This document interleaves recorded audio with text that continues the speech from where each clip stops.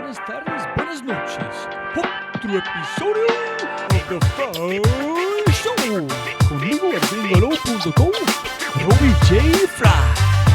A mí yo no tuve eso que tienen hoy en día los niños que hay pre-kinder, transición, párvulos, hasta no, yo no tuve nada de eso. Entonces a mí me enseñaron en la casa, mi tío me enseñó a leer, a escribir, y él, para incentivarme la lectura, lo hacía a través de cómics concebidos. Y yo desde muy niño, desde cuando digo muy niño, es desde los 6, 7 años, empecé a escribir versos, rimas.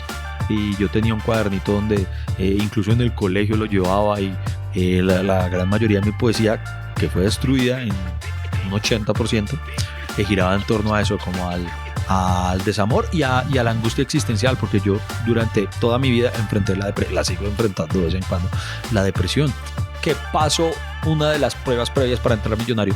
Entonces ahí es donde me llevan a la prueba médica, a los exámenes médicos, que ahí sí les entro. Y ahí se aprofundó. Entonces ahí descubrieron que yo tenía la miopía y me dicen: no, usted no puede jugar. Entonces eso, la vida se me vino abajo, porque era mi plan de vida. Porque ahí fue donde me empecé a preguntar por primera vez. Ahí vino esa pregunta que agobia a muchos jóvenes, a muchos adolescentes, y es: ¿yo para qué nací? ¿Yo a qué vine al mundo? Y durante el camino, o sea, hay flechas que dicen acá, aquí era la éxito. O sea, Dios sí le está dando señales, pero él, por estar peleando, no las ve. Y yo creo que así somos los seres humanos. Dios nos da señas y no las vemos. Eso me ocurrió en esa época. Yo vivía peleando porque nada me sale. Y no me sirve. Y había todas las señales de que yo tenía que hacer humor, pero no lo veía. Y yo empecé: wow, esto sí me cura. Quejarme de mis problemas no me cura. Burlarme de ellos sí. Y ahí, esa noche, fue cuando decidí: quiero hacer reír a la gente. El mejor consejo me lo dio César Augusto Tancur Pucheros, el libretista al que te mencioné. Él una vez me dijo: Marín, el talento métaselo por el culo. La única diferencia va a ser su disciplina. Jóvenes amigos míos, and we're back. Otro episodio del Fry Show normal. Esta vez con el gran comediante, humorista, libretista, conferencista, etcétera, y Batman, Iván Marín soy yo. Y en este podcast hablamos de todo, de rechazo, monjes, fútbol, poesía y un montón de otros temas, y que yo he aprendido. Un gran aprendizaje de este podcast, como siempre, es Alejandro Riaño, Diego Parra, Diego Camargo, todos los humoristas en Bogotá y en Colombia que tenemos en este momento son grandes seres humanos. Me siento muy afortunado estar presente en Colombia durante este tiempo, donde tengo la capacidad y la habilidad a verlos, a ellos, perseguir sus sueños y seguir creciendo aquí en Colombia, porque es impresionante todo lo que ellos han hecho en este momento. Y con ese dicho, antes de arrancamos, si tienes un momento, deja una reseña en iTunes.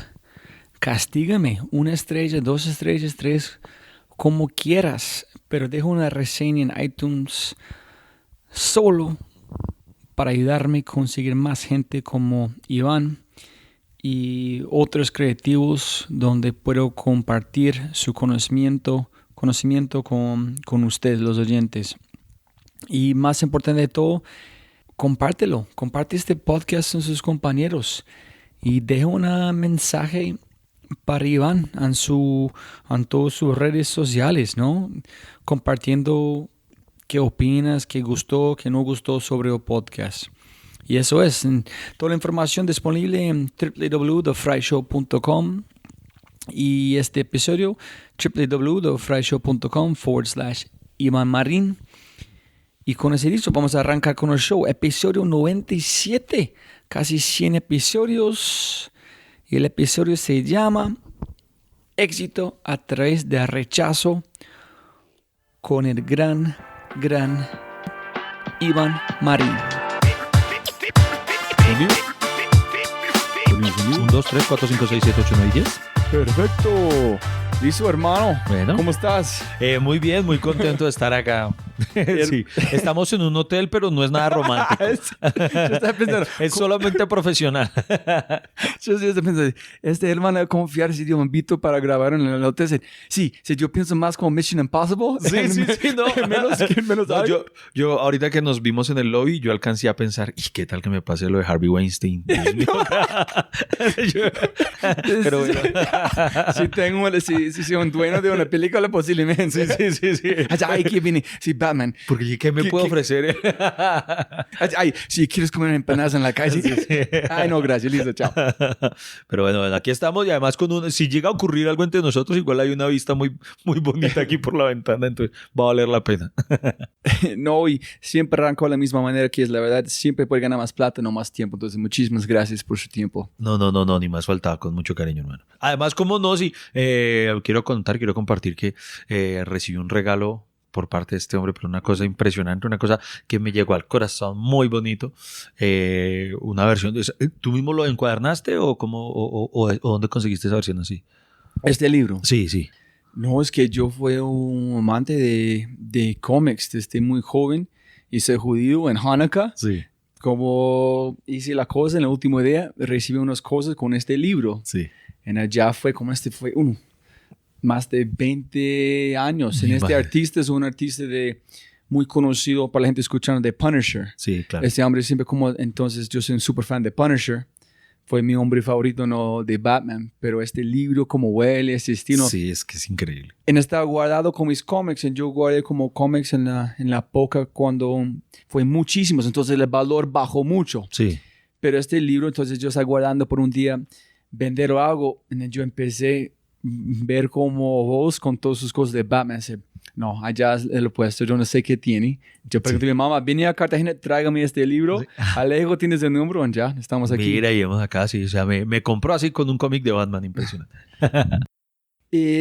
Iván, no sé, hay muchas cosas lindas de su vida, pero cuénteme sobre sus padres, que tú no fue planeado este punto, pero nunca... Cuéntanos y nunca dijiste en hay una conversación, ¿cómo se llama?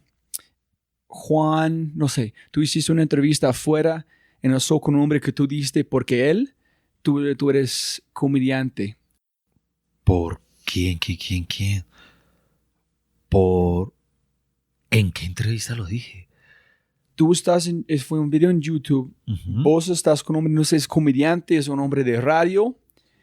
Y hablaste de juventud, fueron un paisaje grande, los sofás en el sol. Sí. Ok, con Juan Manuel Correal. Sí, con Juan Manuel Correal, ok. Contaste esta parte, pero no dijiste si después hablaste con sus padres, cómo fue, por qué sintieron como cómo es tu relación con tus padres, qué rol jugaron en su vida después de esto. Bueno, esta es una parte donde me gustaría poder contar algo más chévere, más ¿cómo decirlo? Más inspirador para muchos, pero no, lamentablemente la realidad, porque para qué la intento tapar ¿para qué tapamos el sol con un dedo? Mis papás estuvieron ausentes durante mi infancia. Mi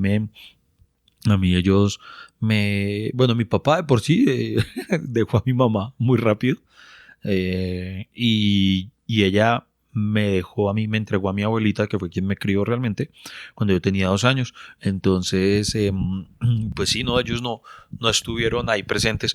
Yo ocasionalmente, nosotros somos de Pereira, entonces a veces me envían a La Virginia. La Virginia es una población de Risaralda. Ya no recuerdo cuántas horas está de Pereira, pero antes digamos que es relativamente cerca, entonces allá era donde mi papá vivía y a veces me enviaban con él durante las vacaciones, pero de resto yo pasaba con mi abuelita y mis tíos hasta cuando ellos se vinieron también acá a Bogotá, y ellos fueron los que me criaron en realidad hasta que mi abuelita fallece cuando yo tengo 11 años, más o menos 11 años, y ahí vuelvo a vivir con mi papá, pues que se viene a vivir pues a raíz de eso, del deceso de mi abuelita, y vivo con él, pero pero pues no sé, ha sido una relación fue como una relación como rara y viví con mi papá como hasta los 16 años tal vez a los 15, de los 11 a los 15 o 16 máximo, y él después se fue a vivir a Medellín y yo sí ya me quedé viviendo en Bogotá con una tía y ya no, y con mi mamá sí no, nunca viví. En la actualidad ocasionalmente hablo con ella, que por ahí me llama, y con mi papá pues la verdad no, en la actualidad no hablamos mucho. Y quiero aclarar que no es porque yo no les tengo a ellos ningún resentimiento y lo digo de corazón, en lo más mínimo. Al contrario, yo hago como que un recuento de mi vida y yo pienso o veo que muchas de las cosas como se dieron fueron las que permitieron que otras sucedieran. Entonces, yo, por ejemplo, pienso que si me hubiera quedado con mi mamá, con mi papá, eh, tal vez no sería quien soy, irónicamente. Entonces, a todos se lo doy gracias. Entonces, tal vez hoy en día lo que sí no me vincula tanto con ellos es, pues, eso sí no lo puedo negar, no hubo como una construcción de un afecto tal, no estuvieron presentes de una manera en la que yo diga, pues, los necesito como algo presente en mi vida. Entonces, digamos así. Y no, la razón no estoy buscando algo inspirador es que yo soy gringo, en la cultura colombiana está muy marcado con ese tipo de historias. Sí, sí. La gente aquí son muy fuertes, tiene muchas personas muertas en su vida, gente que han como salido de su vida, entonces para mí siempre admiro gente que tiene muchas cosas contra ellos en Colombia, pero de una manera con esta fuerza, con esta violencia, salgan a hacer cosas impresionantes, sin como echar excusas, yo no tenía esto y no tenía, no. Sí, también mi abuelita fue espectacular, estoy aquí. Entonces solamente es muy interesante cómo funcionan las cosas aquí en Colombia. Bueno, sí, gracias. Sí, los colombianos somos bichos raros. Sí, muy raros, huevón, pero muy chévere, ¿no? Sí. Es muy lindo como la tiernas esto de la gente pueden contar. ¿Y cuándo arrancaste a tener su amor para la poesía, para escribir y el fútbol, y uno fue más importante por el otro, y cómo llegaste al teatro? Bueno, la poesía y la escritura me gustaron de toda la vida, desde niño. Yo fui ¿Pero por qué? Yo fui un niño muy precoz en la lectura. A mí desde niño, pues obviamente primero eran otras épocas, no es como hoy en día que hay videojuegos, cable con 300,000 opciones de canales, que Netflix, que una cosa, que la otra, internet, ¿no? En esa época existían los cómics y los libros. Entonces, yo fui un niño muy precoz en eso, porque eso sí lo admito, lo que sí le heredé mucho a mi papá fue eso, el amor por la lectura. Mi papá es un gran lector, es un lector consumado, coleccionista de libros, un hombre muy culto. Entonces, yo no sé si eso fue que se lo heredé, simplemente, asumo yo que sí. Entonces, desde muy pequeño yo aprendí a leer, incluso a mí me enseñaron a leer en la casa. De por sí, el hecho de ver a mi papá leyendo, cuando yo lo veía, esas cosas me llamaba la atención. Yo, bueno, ¿qué tanto mira ahí? Y mi tío, un tío mío hermano de mi papá, fue el que me enseñó a leer en la casa. A mí yo no tuve eso que tienen hoy en día los niños, que hay pre-kinder, transición, párvulos, hasta no, yo no tuve nada de eso. Entonces, a mí me enseñaron en la casa, mi tío me enseñó a leer, a escribir, y él, para incentivarme la lectura, lo hacía a través de cómics. Entonces, bueno, así empezó mi gusto por los cómics como tal. Y yo cogía todo lo que tenía a la mano para leer. Entonces, yo empecé a ver poemas, no sé, de niño veía poemas y me gustaba la forma en la que estaban concebidos, y yo desde muy niño, desde cuando te digo muy niño, es desde los 6, 7 años, empecé a escribir versos, rimas, y yo tenía un cuadernito donde incluso en el colegio lo llevaba, y en una ocasión la profesora descubrió mi cuaderno. Y a ella le pareció. Descubrió, sí, porque me vio escribiendo algo por ahí y ella pensó que yo estaba haciendo alguna pilatuna. Cuando entonces me dice, y que fue sorprendida de ver que yo estaba escribiendo poemitas. Entonces yo le estaba escribiendo un poema a una niña que me gustaba del salón. Y ella se sorprendió y después me sacó aparte y me dijo que eso era un don, que no sé, y me hizo leer un poema frente a mis compañeros, cosa que a mí me hizo dar mucha pena, pero desde ahí fue el amor por la lectura desde siempre. No sé, yo por ejemplo, la profesora yo estaba en primero de bachillerato, o sea, en sexto, nos puso de tarea de vacaciones leer un libro. ¿sí? Durante vacaciones llegan un libro y entonces la tarea es cuando vuelvan se lo van a contarle a los demás compañeros que entonces todos los compañeros leían los libros más habituales de esa época y los más fáciles de leer, que eran Zorro de Jairo Arias el Niño, no sé cuál, pues que pucha, es que era Juan Salvador Gaviota, no sé, libros que eran muy pequeños y una lectura demasiado sencilla, sí, o sea, son muy digeribles. Y yo fui el único, yo llegué y cuando me tocó hablar, yo hablé de un libro que era un compendio de crónicas. El libro, lo recuerdo, se llamaba Grandes Errores del Mundo. Era de un periodista, creo que Nigel Bundel se llamaba el tipo, y era eso, como su nombre lo indica, grandes errores del mundo, de cosas que marcaron la historia. Entonces, por ejemplo, hablaba del Titanic, entonces de relatar el Titanic, de cuántos errores se cometieron para que llevaron al hundimiento del Titanic, de cómo el capitán que por su ataque de vanidad quiso ir más rápido, de todo, bueno, todo tan, había otra crónica contando un pasaje, una historia de un panadero que casi incendia Londres por completo, bueno, una cantidad de cosas así. Entonces cuando yo llego, entonces yo fui el único niño que llegó a hablar de un libro que ni siquiera la profesora conocía. Ella ¿qué es esa vaina? ¿Qué es ese libro? Y entonces para mí eso siempre fue, no sé, natural, normal.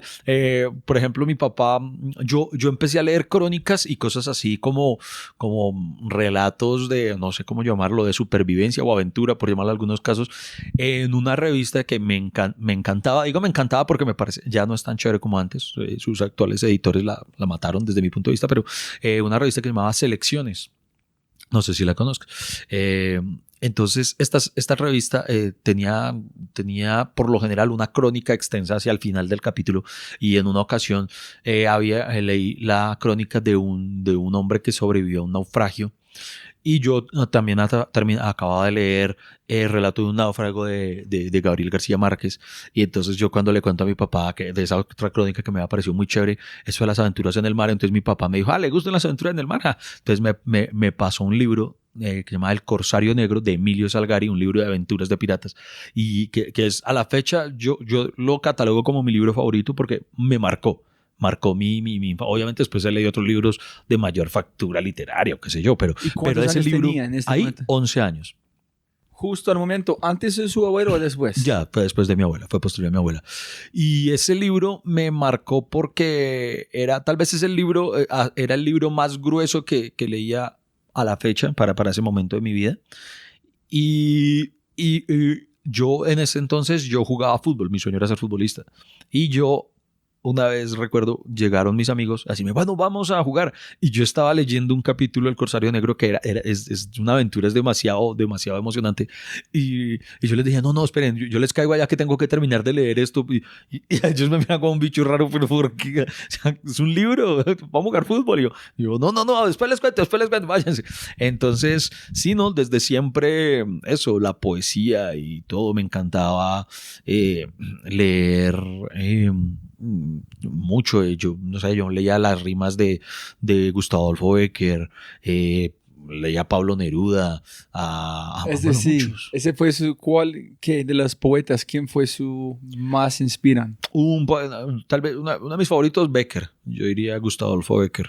Tal vez es un poema, el libro de rimas y leyendas de Bécquer me marcó poéticamente hablando, sí. Cuando su poesía fue de amor, fue de problemas, fue de dolor, ¿de dónde escribiste o de todos lados? Yo creo que la escribía de todo un poco, pero lo fundamental, en lo que más se centraba, era en el amor o desamor, más exactamente, porque toda mi adolescencia y juventud estuvo marcada por el desamor. Precisamente a mí todas las niñas me rechazaban, todas en las que yo me interesaba me rechazaban, y yo fui un niño muy rechazado, hablando en serio. Entonces casi toda mi poesía se centraba en eso. A decir verdad, yo ya siendo adulto, en una ocasión me dio por desempolvar los cuadernos, porque esa era una época en la que yo escribía a mano. O sea, todos mis poemas los tenía en varios cuadernos, porque es que llené.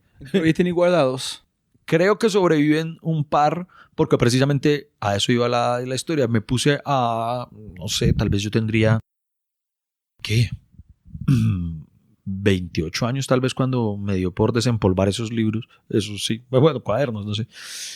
Y la gran mayoría, bueno, obviamente me parecían ya malas por estructura, decía yo era muy mal escritor, pero sobre todo me parecían muy lamentables, era eso, yo decía, ay Dios mío, hablaba, era un hombre patético, en serio, decía, ay pucha, solamente se quejaba de la vida, entonces en su gran mayoría los destruí, escogí unos muy pocos, que esos pocos que escogí los pasé a digital, los digitalicé y hice un compendio como de los que me parecieron más bonitos y en aquel entonces, pues ya han pasado años y más de 10 años, y debía yo tener 28, sí, 20, no menos, 26 años tal vez, se los regalé a mi esposa. No sé si ella los conserve aún hoy en día, hace siglos no le pregunto por ellos, pero sí, entonces la gran mayoría de mi poesía, que fue destruida en un 80%, giraba en torno a eso, como al desamor y a la angustia existencial, porque yo durante toda mi vida enfrenté la sigo enfrentando de vez en cuando, la depresión. Entonces esa fue una época muy dura de mi vida en la que la poesía era algo en lo que yo volcaba todos esos pensamientos. Entonces cuando lo desempolvo muchos años después y lo leo, me pareció, en serio lo digo de verdad de manera honesta, me parecía patético el hecho de que casi todo lo que había escrito sobre esos años hablaba era eso, de angustia, y yo no quise conservar eso. En serio, no, estoy muy feliz que tú mencionaste porque para mí la depresión también me visita mucho, y en mis podcasts con gente creativa, en nosotros gente que yo no puedo considerar que son competencia, porque yo no tiene ninguna a hacer con mi competencia, pero otra gente que publican de emprendimiento o otra vaina, ellos siempre hablan de la misma cosa, pero no hablan con la gente que, güey, puta, ¿qué hacen cuando todo el mundo es negro? Y tú no quieres seguir adelante, pero casi nadie habla de está muy como pegado, como piedra en su zapato de muchas personas creativos. Sí. Entonces, ¿cuándo empezó a manifestar ese tipo de sentimientos de angustia? ¿A qué edad? La depresión yo creo que empezó más o menos hacia los 14 años. Yo creo que el primer hecho que me empezó a sumir como en la angustia existencial, y ya después de ahí no me abandonó, fue cuando se vio truncado mi sueño de ser futbolista. Yo quería ser futbolista, pero de verdad quería, o sea, no como los niños que dicen, ay, yo quiero ser futbolista, y no, era mi sueño, era un plan de vida desde, yo me lo planteé tal vez a los 10 años, a mí me empezó a gustar el fútbol como a los 9. ¿Pero por qué fue más importante de ser escritor? Porque fue en ese momento, no sé, la verdad. Tal vez en ese momento yo no veía, la escritura para mí era un placer muy personal. Yo no me imaginaba que pudiera. Yo escribía por necesidad física. Para mí escribir era tan importante como orinar. Placer para jugar. Exacto. Okay. Pero entonces en el fútbol, y además yo no me consideraba buen escritor, además, no en lo más mínimo. O sea, yo no me imaginaba, yo podría dedicarme a esto, no. En cambio, era bueno para el fútbol, era bueno. Y entonces yo empiezo a entrenar, pero yo entrenaba con una devoción increíble.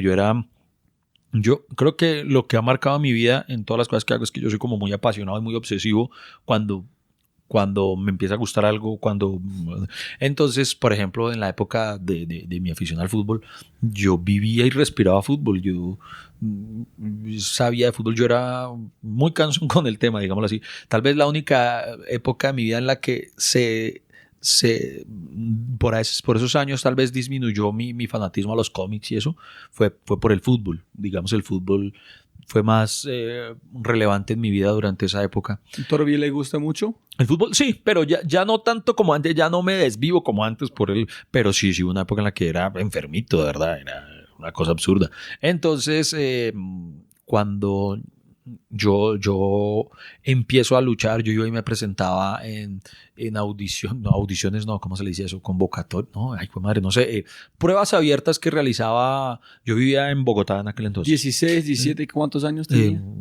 Tendría 13 años cuando empecé a presentarme a esas pruebas. 13, todo eso se marcó entre los 13 y los 16 años, sí, tal vez. Yo empiezo a ir a la escuela de formación Alejandro Brand, que era como prima hermana de las inferiores de Millonarios. Esa era una escuela muy costosa, yo no tenía cómo pagarla, pero entonces yo convencí a mi tía. Yo digo que en toda familia hay una tía rica que nunca es la mamá de uno. Entonces la tía adinerada de mi familia la convencí. Yo nunca pedí nada, yo nunca pedía nada para mí, pero eso fue lo único que le pedí. En algún momento yo le rogué que si me ayudaba, pues porque no tenía cómo. Entonces ella, tal vez al ver mi perseverancia respecto al tema, porque no es que le convenciera. Pero tiene que mostrar que tiene algún talento también y pagar, o solamente pagan cualquier persona. No, a la escuela como tal, Alejandro Urán, hay que solo pagar. Ahí sí solo pagar porque es solamente escuela, presidente, vas para que te enseñen.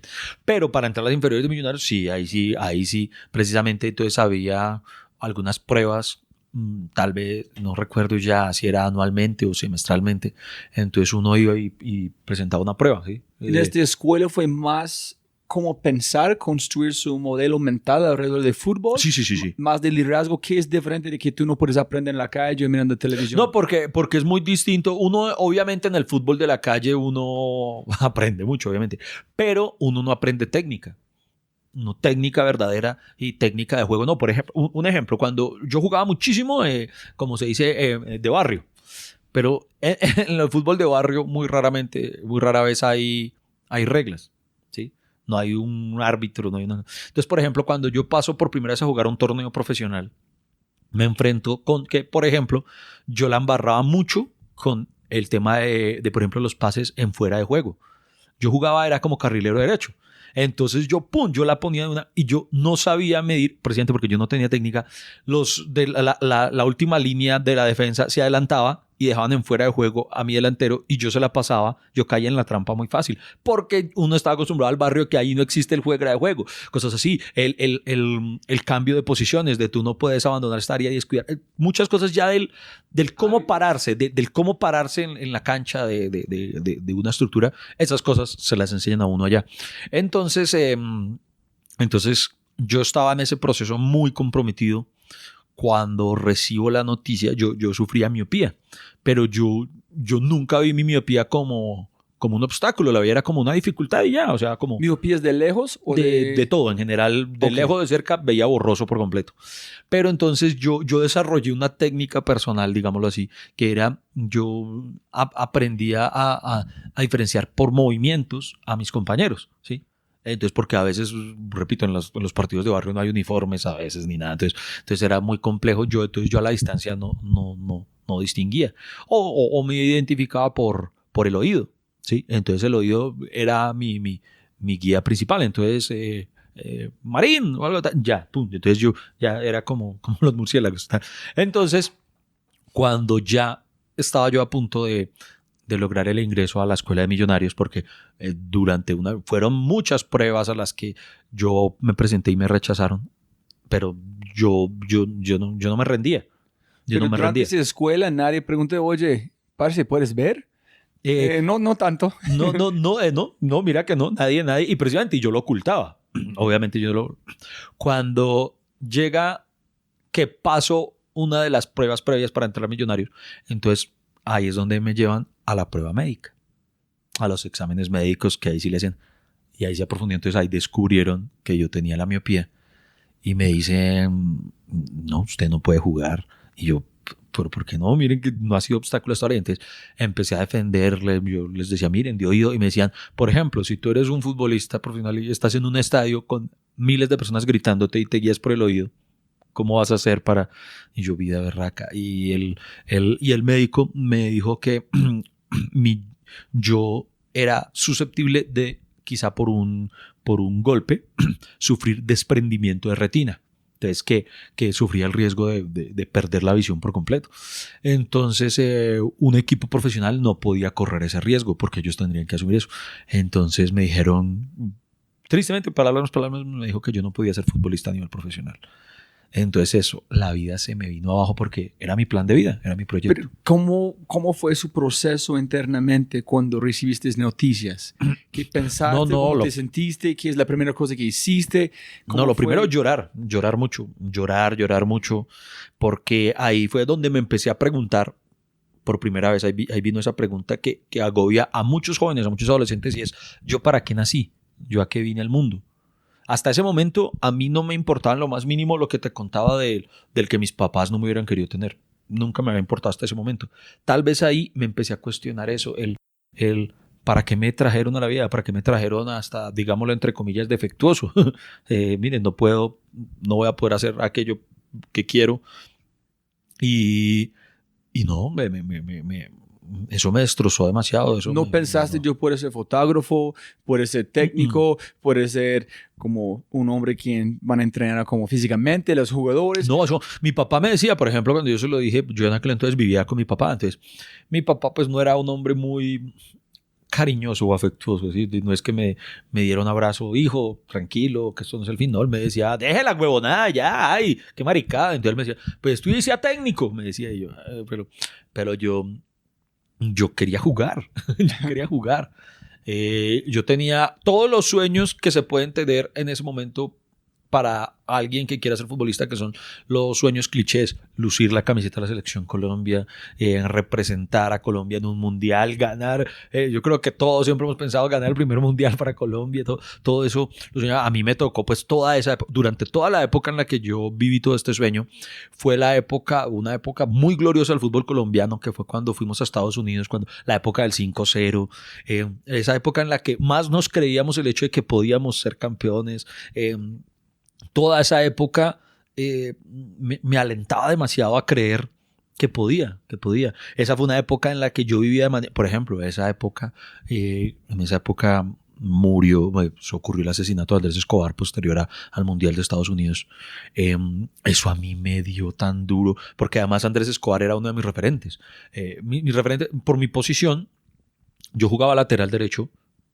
Y entonces mi posición era eso, defensa o lateral derecho. Pero un técnico fue el que descubrió que yo servía para ser lateral derecho, porque yo tenía una vocación defensiva, pero al mismo tiempo yo era demasiado rápido. Entonces me decía, usted es un muy buen carrilero. Y yo era muy bueno centrando el balón. Yo tenía una precisión como para ponérsela al delantero. Entonces Andrés Escobar fue uno de mis primeros grandes referentes, y cuando asesinan a Andrés, eso a mí me dio muy duro y eso me alentaba. Eso era una época en la que decía, el fútbol es algo bonito, tenemos que estar por encima de toda esta violencia. O sea, antes le metía más ganas a ello. Entonces cuando ocurre esto y no encuentro ni siquiera en casa ni nada, solo mis amigos con los que yo entrenaba, que entendían, ellos entendieron lo duro que para mí era eso. De resto, no. Entonces, eso fue una época en la que yo me empecé a aislar demasiado del mundo. Ahí empezó la depresión. Y tan joven, 16 años. Sí, exacto, sí. Pensando que no hay otras opciones. Exactamente, sí. Hoy en día, por eso yo hoy en día le digo a los muchachos, a los jóvenes, que uno en esa época, uno es muy, muy tonto. Uno se pone unas propias barreras y mira de verdad. Sí, y mira que, yo hoy en día digo, independiente de la religión que tenga quien nos está escuchando o algo, yo creo en un ser supremo. O sea, no sé, en una fuerza, llámelo, no sé, Alá, llámelo como quiera. Yo creo que todo existe, que existe un plan. No creo que todo esté escrito ya para que tenga que ser así, pero creo que hay un plan que nos trazan, que dicen, mire, le vamos a poner estas cosas acá para ver si usted es capaz de seguirlas. Por ejemplo, en mi caso, ¿qué ocurre? Yo entro en esta depresión, veo el final de mi vida, digámoslo así. Entonces yo no quería salir. Yo no quería salir de casa, yo ya no quería nada. Entonces yo me empiezo a encerrar a ver películas. Las películas se vuelven mi ruta de escape, porque precisamente no quería pensar, ¿sí? No quería tener que ponerme a pensar en cosas. Entonces empiezo a ver muchas películas en esa época. Yo trabajaba, a mí me tocó empezar a trabajar muy pelado. Yo empecé a trabajar a los 15 años. Yo trabajaba de mensajero en una cigarrería. Entonces yo destinaba casi que la totalidad de mi sueldo. Bueno, yo tenía que destinar una plata pues para la casa, para ayudar con los gastos de la casa, pero casi que el resto de la totalidad de mi sueldo lo destinaba a alquilar películas. Sí, hoy en día para los millennials, los jovencitos que nos escuchen no tendrán ni idea de qué es eso, pero existía una cosa llamada Betatonio, en Estados Unidos Blockbuster. Entonces, ¿Cómo se llama aquí? Se llamaba Betatonio. Betatonio. Fue Betatonio. una franquicia. Exacto, sí, era muy grande, era el Blockbuster de acá. Se llamaba Betatonio. Entonces uno iba, alquilaba una película y se la llevaba 3 días a la casa, la ponía en el VHS y después la tenía que ir a devolver. Entonces yo destinaba casi todo mi sueldo a eso, a ir a buscar películas. ¿Por qué? Porque, repito, los jóvenes hoy en día no tienen todas las ventajas que uno no tenía. Uno no tenía un canal, uno no tenía un Fox que te transmite películas todo el día. Uno no tenía nada de eso. ¿Y una genre específica o cualquier acción, No, drama? yo empecé a ver de todo. Yo veía de todo literalmente. Entonces, poco a poco, la vida de manera inconsciente me fue mostrando señales que, vea, precisamente eso es lo que digo, que uno no las ve en ese momento. Yo para ese momento empiezo, al no tener el fútbol, yo empiezo a ir a la escuela, a la parroquia del barrio, a la parroquia de mi barrio, a un grupo de oración juvenil, intentando buscar ayuda espiritual, un asilo espiritual. Allí empezaron a impartir clases de teatro, de actuación. Entonces yo empiezo a tomarlas. Ese es porque tú eras Jesús. Sí, exacto. Okay, entonces yo empiezo ahí y empiezo a ver el teatro y todo como un hobby. Sí, como, bueno, me entretengo. ¿Pero hiciste una conexión entre las películas sí, y Sí, esta es como la misma época paralela. Entonces empiezo a estudiar teatro, empiezo a ver las películas más allá de la historia, empiezo a ver el nivel actoral de los actores. Yo digo, este man es un actorazo, y empiezo a ver la calidad de los guiones de una historia, empiezo a discernir, wow, esto es un guión teso, y empiezo a soñar poco a poco, con, ¿veis? Y me vuelvo actor. Ok, espera, necesito hacer 2 cosas. Uno es su sueño, que tú piensas su vida, destruido. Sí. ¿Cómo nunca en su mente empezaste a juzgar a uno mismo diciendo, oye, van a ser igual? Yo pienso, voy a actor, no voy a llegar a un punto, alguien va a tumbarlo, porque voy a intentar otra vez. No, en efecto. Empezó así en verdad empezó conmigo, no empezó ni siquiera como un sueño, empezó como te digo, como una posibilidad. Yo, bueno, ¿y qué tal? O sea, la chispa estaba ya. Si yo decía, bueno, ¿será que de pronto intentémoslo tan? Poco a poco que me voy sumergiendo en ese mundo, le empiezo a coger el gusto, me empiezo a enamorar cada vez más de eso. Y a través de las palabras, como la poesía que de tú, todo eso. como armar una persona. Ok, listo, aquí es un actorazo, pero están diciendo algo que nadie escribió. Exacto. Con este intento para transmitir esta emoción. Exacto. Yo empiezo a fijarme en cosas que no se fija mucha gente, que es quién era el guionista de la película. Porque la gente, por lo general, no sé si has visto cuando se muere un gran actor, por ejemplo, Robin Williams. La gente en redes sociales empieza a compartir fotos de Robin Williams con una frase que dijo Robin Williams en una película. Pero no fue de él. Pero no fue de él, exacto. Y nadie, cuando se muere el escritor, el que de verdad pensó en esa frase, a la gente le importa un culo. Entonces es como la triste realidad del escritor, pero entonces yo sí me preocupaba por eso y yo empiezo a ver, entonces vuelvo en esa época de depresión, empiezo a consumir otra vez literatura. Claro que ahí ya empiezo a leer otro tipo de literatura más compleja, más sórdida, más de muchas cosas que iban con lo que yo estaba viviendo en ese momento. Entonces, todo eso se empieza a mezclar en mi cabeza y empiezo a ver en el teatro una fuga y empiezo a escribir cosas muy de corazón, pero muy de angustia, como lo que te decía ahorita. Entonces yo empiezo a escribir monólogos teatrales, pero nada. ¿Y actuando nada también? Sí, y actuando. Ambos. Ambos. ¿Empezaste primero a escribir o primero a actuar? Como te digo, de escribir, toda la vida escribí. Entonces tal vez la única diferencia es que empecé a sacar a la luz lo que escribía, porque hasta ese momento todo lo que yo escribía lo conservaba en secreto. Pero fue en este lugar religioso que tú estás haciendo todo esto. Ahí fue como, no solo ahí, porque a partir de ahí, como presidente me empieza a gustar el teatro y quiero aprender más, entonces pues yo no tenía los recursos económicos, empiezo a buscar y el que era el profesor ahí, que era un egresado de la Universidad Nacional, si no estoy mal, me habla de un sitio, por ejemplo, en el que dictan clases de teatro para personas pues sin plata, era como un colectivo teatral que era subsidiado por el distrito. Entonces empiezo a estudiar con ellos, me quedaba re lejos de la casa, pero en la mierda, porque era bien al sur. Pero entonces yo viajaba allá y empezaba todos los fines de semana, empecé a estudiar teatro. Pero, qué pena, otra pregunta es, de todo el rechazo, para mí como interpretar, que es muchas veces incorrecto, entiendo la parte de escribir, porque tú no estás enfrente de la cámara, no hay rechazo. Sí, sí. Entonces, su corazón, creativamente, pueden exponer cosas. Sí. ¿Qué fue la motivación ser enfrente donde hay de rechazo es obvio con la gente? ¿Qué fue su motivación ser un protagonista enfrente de un público donde puede recibir el rechazo? No, pues fue, digamos que entre comillas, accidental, porque precisamente estando en este grupo de teatro de la parroquia, como yo era el dicharachero, el que hacía los chistes y todo, ellos mismos me empezaron a decir, bueno, Iván, usted protagonice esta obra. Y yo, ¿en serio? Yo, bueno. Pues, ¿pero por qué? Porque era el gracioso. Porque yo era el más carismático. Ok, digámoslo así. Okay. Entonces ellos mismos me lo ponían y yo, bueno, hagámosle tal. Entonces les gustaba y también actué en esto. Entonces, por ejemplo, me ocurrió algo muy curioso que hoy en día lo miro en retrospectiva y digo, es halagador. Digamos, hubo un momento en el que hubo, para la Semana Santa, iba a haber 5 distintos montajes porque se iba a presentar una obra de teatro distinta cada día. ¿Sí? De todo, era un grupo grande. Entonces se reparten.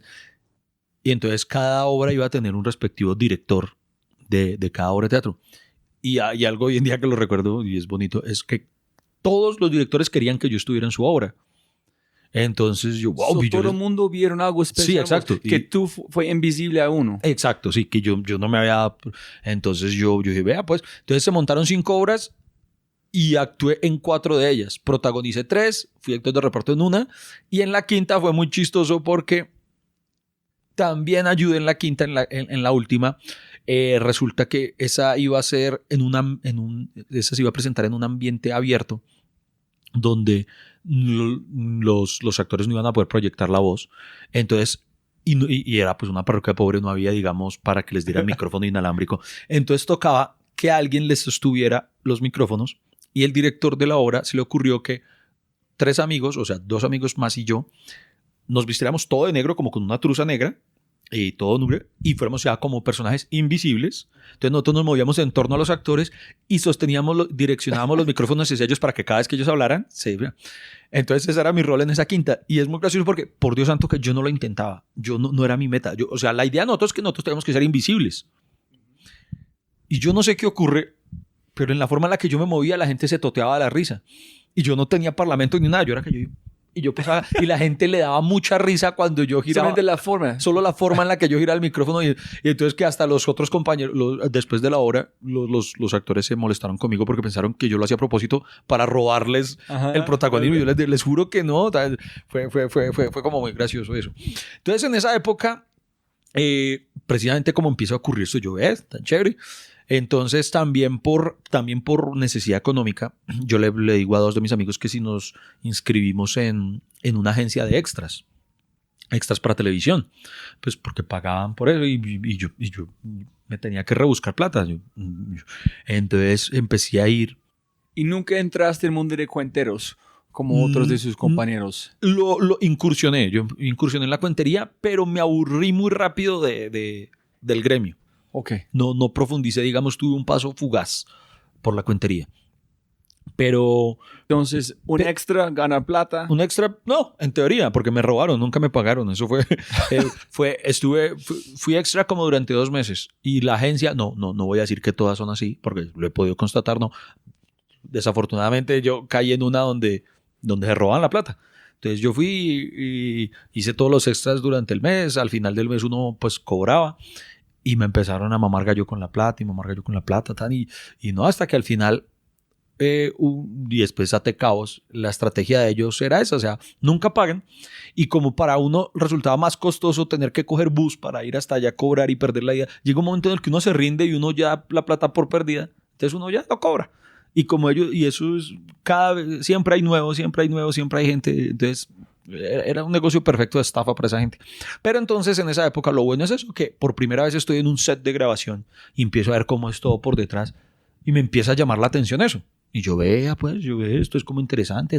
Y como me estaba yendo bien en lo de las obras de teatro, yo decía, bueno, de pronto yo tengo hasta talento para esto. Entonces yo en cada participación yo intentaba presentarme voluntario para que me dejaran decir un parlamento o algo. Y Entonces, mentalmente tú hiciste un salto. Listo, no van a pagarme extra, yo voy al próximo nivel. Yo voy a ser actor. exacto, sí, más o menos así, pero repito, aún sin ninguna intención verdadera, era más por necesidad económica. Yo decía, aquí me puedo hacer unos pesos y yo creo que sirvo para esto. Pero, ¿por qué tuviste la capacidad de superar sus dudas? Que, ¿por qué no? Ellos van a juzgarme, no van a... ¿Por qué yo no? ¿Qué fue ¿Cómo tuviste la fuerza para hacerlo?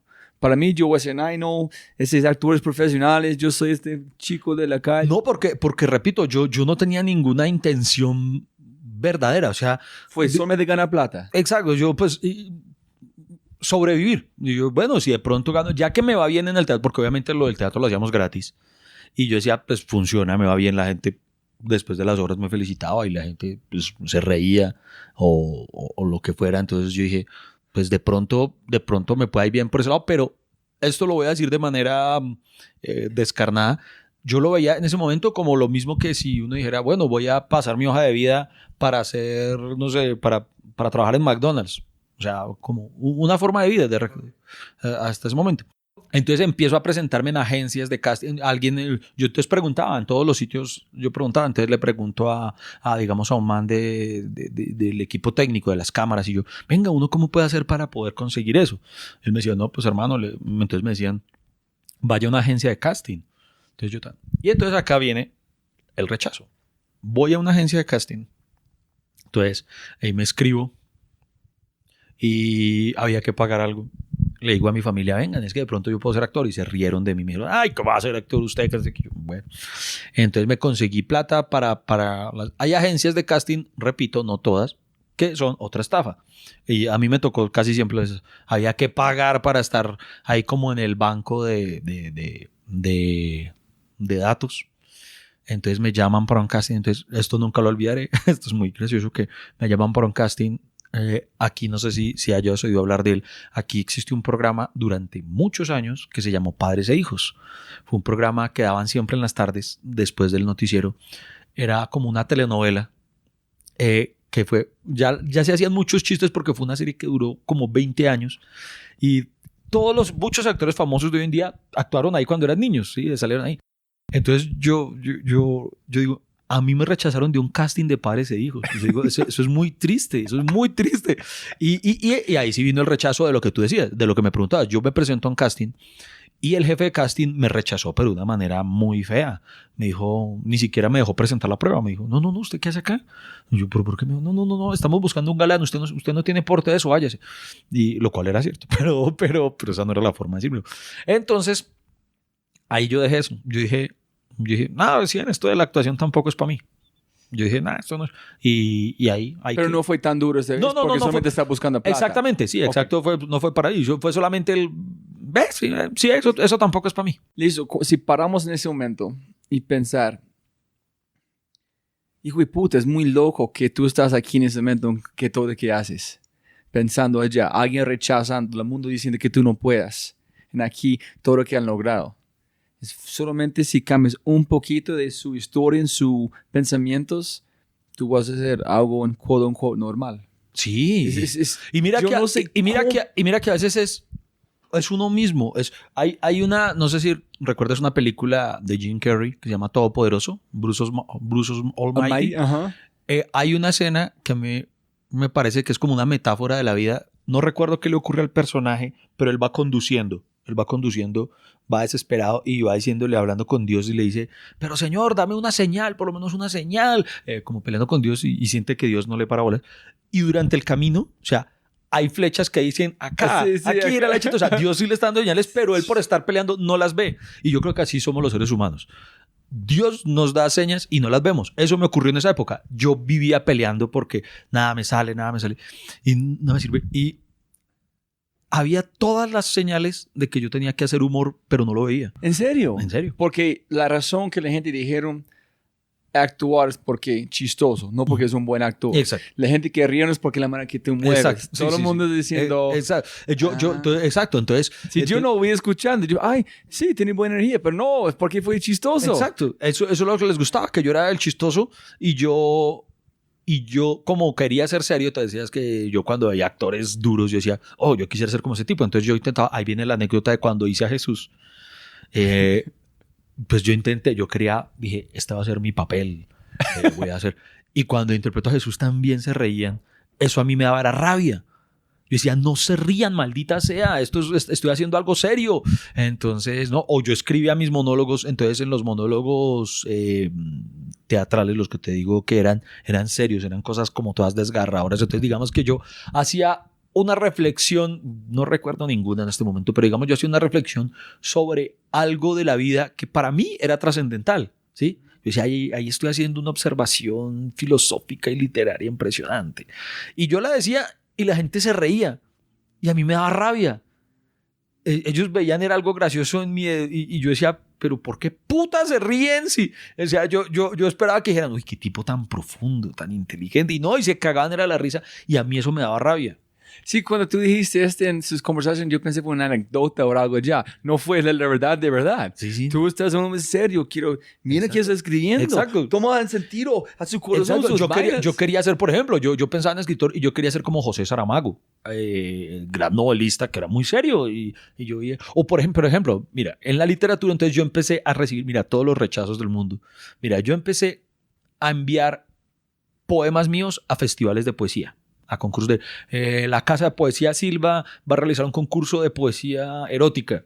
Fue muy popular en esta época también en Medellín, literatura, poesía fue muy popular. Mucho. Precisamente la Cámara de Comercio de Medellín también realizaba muchos concursos que incentivaban la literatura. Entonces, por ejemplo, creo que allá organizaron un festival de cuentos. Había que enviar 5 cuentos, envié 5 cuentos. Incluso participé en un festival, en un concurso, en una convocatoria de novela corta. Me escribí una novela breve. O sea, yo empecé a participar en muchos festivales, en muchas cosas intentando ser escritor. Porque yo decía, bueno, me gusta tanto. En todo me rechazaron. O sea, nunca gané ni siquiera una mención de honor, que eso a veces, bueno, el ganador es... Hay una mención de honor como el premio de consolación para... Nunca, o sea, no me gané ni una mentada de madre, o sea, nada. Entonces, nada. Este fue el rechazo, sí. Después del rechazo de cosa de actor. Paralelo, digamos que paralelo. La diferencia está en que lo de actor lo hice como por intentemos. Ok, en este fue volver a que... Esto era, yo intentaba, yo decía, bueno, no se puede, intentémoslo de nuevo acá. Y antes de ser monje. Lo de monje vino despuesito, sí. Antes listo, ok. Y entonces yo le intentaba y no, nunca nada. ¿Y qué estás pensando en este momento? Yo voy a seguir. Sí, no, yo seguía, decía, no, yo creía que yo era buen escritor. Hoy en día igual lo veo esos escritos y entiendo por qué no gané. no eran lo suficientemente buenos. Pero precisamente, vuelve y juega, ahí es donde digo que es que uno es ciego a veces. Porque estaban las señales. Vuelve y juega. La gente se reía con lo que yo decía, tal cosa. Bien. Cuando ocurrió, aquí me doy un salto, pero llega un momento en el que una vez digo, voy a concursar en este festival, en un concurso de escritura cómica. Dije, voy a concursar ahí. Entonces, como cuando, ¡pum!, me lo gano. Y yo ¿cuántos festivales, cuántos concursos? Pero ¿cómo fue el formato? ¿Escribir, entregar, por ejemplo, presentar? ¿Fue un diálogo? Es que fue muy gracioso porque fueron varios. Uno era de una universidad, no recuerdo, una universidad quería un cuento de formatos de cuentos cómicos. Es que no recuerdo qué universidad era, pero era eso. Y ni siquiera era de hacer cuentería, sino de escribir un cuento cómico. Y uno iba y lo leía.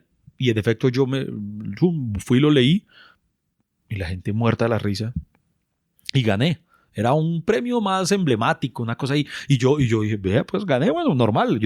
Pero entraste solamente por otra forma de intentar. No, sí, otra forma de intentar. No leyendo las señales que yo soy como muy chistoso. Exacto, no. Aún lo hice como intentar.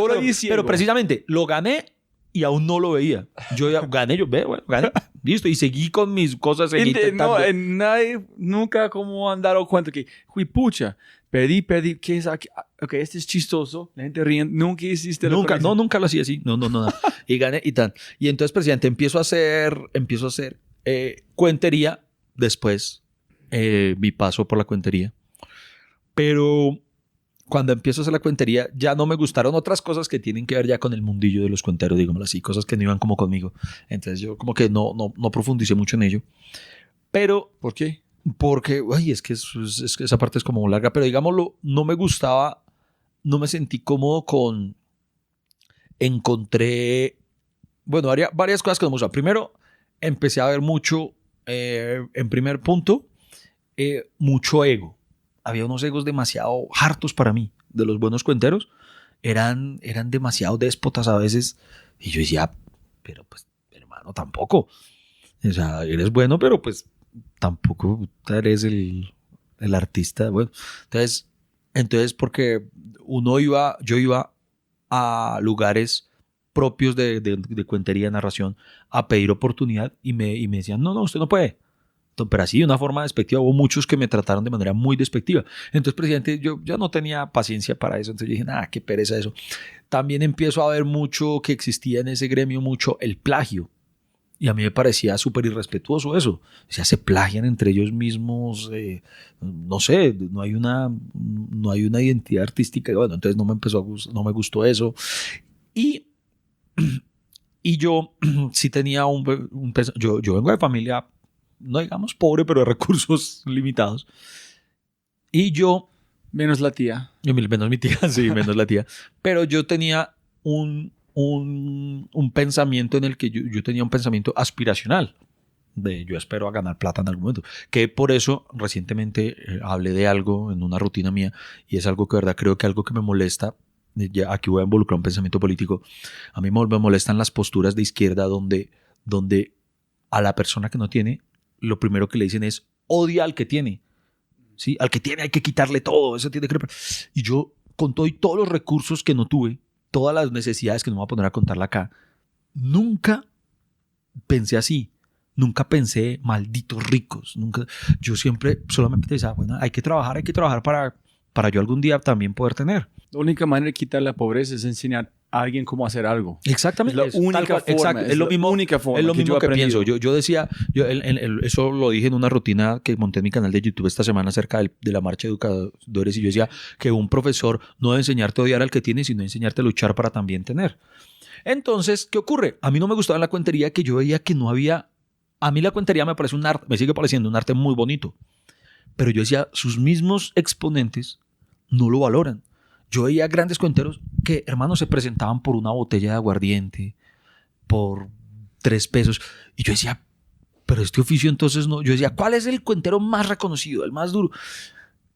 Y me parece que era una vida demasiado bohemia, como que solamente por amor al arte y cosas así. Yo decía, no, tampoco. Yo no. Sí, es un gran punto. Ese no es mi pensamiento. Si tú bajas de precio por todos. Exactamente. Eso es algo que a mí siempre me ha molestado por eso, por industria. Entonces yo decía, esto no es para mí. Entonces por eso no ahondé en la cuentería. Pero hubo algo importante. Y es que cuando yo empiezo a hacer cuentería, yo hacía cuentos bonitos y toda la cosa. A veces les metía algo de humor, pero no porque me interesara tanto recibir, sino yo, bueno, para decorar los cuentos y ya tal. En una ocasión, una chica que le gustó uno de mis cuentos me invitó a presentarme en un bar que ella manejaba. Y cuando me empiezo a presentar ahí, yo digo, uy, pucha, este es un sitio distinto a todos los que yo me presentaba. ¿Pero por qué invitó? Porque me vio presentándome en la Universidad Distrital. Yo tomaba muchos talleres de cuentería. Sí. Entonces yo en una de las muestras públicas de la Universidad Distrital, presidente, como tomé un taller allá que se llamaba La Intencionalidad de la Voz, en la muestra final uno pues se presentaba ante la gente, entonces ahí pude presentar mi cuento. Entonces era un cuento no gracioso. A una chica le gustó mi trabajo y me invitó a ese bar que ella manejaba un espacio. ¿En ella estaba ya buscando talento traer a la barra o solamente sí, estaba ya a disfrutar su tiempo? No, sí, me imagino que, porque ella también era cuentera. Entonces me imagino que buscaba también... ¿Pero es después de ser monje o no? Espérate, a ver, temporalmente me ubico. Este pasaje que te cuento, sí, creo que ya había pasado por lo del monje, sí. Ok, después de pueden contar Sí, después del monje, sí. Entonces... Cuando ella me invita a pasar a ir a ese bar, yo como siempre me presentaba en auditorios, en ambientes universitarios, pues sin plata, ¿no? Pero me prendo ahí. Entonces eran ambientes muy culturales. Cuando estoy por primera vez en un bar, es un ambiente más de holgorio, de bohemia. Entonces yo dije, uy, aquí yo no puedo salir con mis cosas aburridoras. Entonces dije, voy a intentar hacerlos reír. Voy a intentar ser simpático. O sea, por primera vez me paré con esa intención. Yo dije, aquí no me queda bien ser lo otro. Y entonces empiezo yo a intentar ser chistoso y empieza a funcionar. Y se empiezan a reír. Y se empiezan a reír y yo, wow. Entonces fue la primera vez con intención. Con intención. Viste esa audiencia y dije, ellos no quieren que yo quiero contar. Sí, tengo que exacto. ir al otro lado que Sí. es... Ajá. Y ahí descubrí que yo todo lo que escribía era, como te decía antes, quejándome. ¿Sí? Me quejaba de la existencia, le hacía reclamos a Dios. Tenía un cuento, no sé, hace tiempo, no me acordaba de él. Yo tenía un cuento en el que hablaba de un psicópata que asesinaba a mucha gente. Que asesinó a mucha gente y lo agarra. Entonces ya está en el manicomio y llega la psiquiatra. Y la charla es una charla entre la psiquiatra que lo está tratando y él. Y ella le dice, ¿por qué lo hizo? Creo que se llamaba el cuento así, ¿por qué lo hizo? Entonces él empieza a decirle cómo empezó y él cuenta, o sea, es como te digo, no era nada cómico en esa época, yo era muy sórdido. Entonces él empieza a contar cómo mató a sus papás, cómo mató, que después, bueno, ahora que lo pienso, como que era una catarsis de muchas cosas. Ahí haces entonces él empieza a decir que empezó a asesinar, empezó a matar a la diestra y siniestra, y que hoy en día la premisa de él era volverse tan malo, o sea, matar a tanta gente, que lo tuvieran que buscar las autoridades. En una parte ya él, digamos, el monólogo se desarrolla de una forma dramática, en la que él dice, y mi plan es matarla a usted, le dice la psiquiatra, mi plan es matarla a usted para que después tengan que enviar a alguien superior a que me trate, y a eso lo voy a matar. Entonces las autoridades van a ver que no pueden lidiar conmigo y voy a matar a las autoridades, y así entonces Dios, para detenerme, va a tener que enviar a sus ángeles, voy a matar a los ángeles, y va a llegar un momento en el que va a tener que bajar Dios mismo a confrontarme, y cuando yo lo tenga enfrente le voy a preguntar por qué, que por qué me envió acá. Era toda la premisa del cuento. Entonces yo contaba cosas solo así. ¿Por qué lo hizo? Porque lo hizo. Y entonces yo contaba pretendía a través de todo eso exorcizar todos mis problemas. Y esa noche en ese bar, cuando por primera vez no me puse a contar todos esos problemas ni nada, sino a solamente reírme, sentí que eso me hacía más bien que cualquier cosa. Y yo empecé, wow, esto sí me cura. Quejarme de mis problemas no me cura. Burlarme de ellos sí. Y ahí, esa noche, fue cuando decidí, quiero hacer reír a la gente. Entonces ya conectaste 2 puntos. Uno es su pasión en escribir, y 2, la felicidad que encontraste con fútbol. No fue algo que fue catarsis, no, para disfrutar, ¿qué hago? Sí. Conectaste los dos finalmente. Sí, y a decir verdad, y en ese momento dije, quiero dedicarme a hacer reír. No me imaginé que pudiera llegar a vivir realmente de ello, de ser así, en ese momento por lo menos, un gran comediante reconocido o algo. No. Mi premisa era ir a hacer reír a la gente para yo poder vivir bien en el sentido de encontrarle un valor a mi existencia. Porque esa noche, cuando hice reír a la gente en el bar, sentí que Dios me estaba respondiendo a qué me había traído al mundo. Entonces ahí empezó ya todo. Y después, como te digo, mira, después una emisora que yo escuchaba mucho, que tenía un programa de la mañana, un morning show de humor, organizó un concurso para conseguir un nuevo cómico para el programa. Y mi primo me dijo, si usted se presenta, usted lo gana, porque usted es muy chistoso, debería presentarse. Entonces yo dije, pues hagámosle, y me presenté. Y ahí es donde te empiezo a decir que empiezo ya la vida a mostrarle a uno. Y me presento a ese concurso y me lo gano. Y ese concurso significó mi entrada a los medios, porque entonces entré a trabajar en radio. Estando en radio, en ese programa había otro programa de humor que era mi referente a seguir. Yo decía, a mí me gustaría hacer humor así. Entonces ellos organizan un concurso de libretos de humor muy interesante, el guionista de ese programa, que es un hombre al que admiro demasiado, César Augusto Betancur Pucheros, él escribió el lunes una radionovela, ¿sí? El concurso era así. Él escribió una radionovela que obviamente interpretaban los actores del programa y al final de ese capítulo, pues quedaban continuará, ¿sí? ¿Qué ocurrirá con no sé quiéncita? Los oyentes, los que fueran a participar, tenían que enviar un libreto del segundo capítulo. O sea, retomar la historia en el punto en el que él la dejaba. O sea, y entonces él escogía el mejor y el mejor se leía al aire como segundo capítulo. Entonces la gente entonces se leía el segundo capítulo. Y esa persona, eso sí, siempre tenía que dejar en continuará. ¿Sí? Entonces, el segundo capítulo quedaba en continuará. Entonces, el segundo, ¿qué ocurrirá? ¿Qué tal? El tercer capítulo, entonces la gente tenía que escribir el tercer, y así sucesivamente, entre los oyentes. Entonces yo dije, esto es lo mío. Qué chévere la conexión entre la audiencia y las personas. Exacto, ¿no? es brutal. A mí me pareció brutal. Entonces yo dije, es el mío. Entonces yo escribí para el segundo capítulo y me gané el ser leído ese capítulo. Al final iba a ser durante toda la semana. O sea, digamos, al aire se iban a leer, como él escribió el primero, que era el día lunes. Entonces, un oyente ganaba el martes, un oyente el miércoles, un oyente el jueves y un oyente el viernes. ¿Cuántos formatos entregando? No sé cuántos entregaba la gente. Uno enviaba un libreto. Ajá, pero ¿cuántos tiene que escoger? No sé entre cuántos escogía, no sé cuántos enviaron, alcanzaron a enviar. Entonces, él me decía que el promedio siempre era distinto, porque a veces alguien intentaba todos los capítulos, otros no, y así. Entonces, al final, el que escribía el viernes tenía que darle fin a la historia y ya entonces el día lunes escogían cuál había sido el mejor libreto de eso. Entonces el punto está en que yo envié el del martes y gané.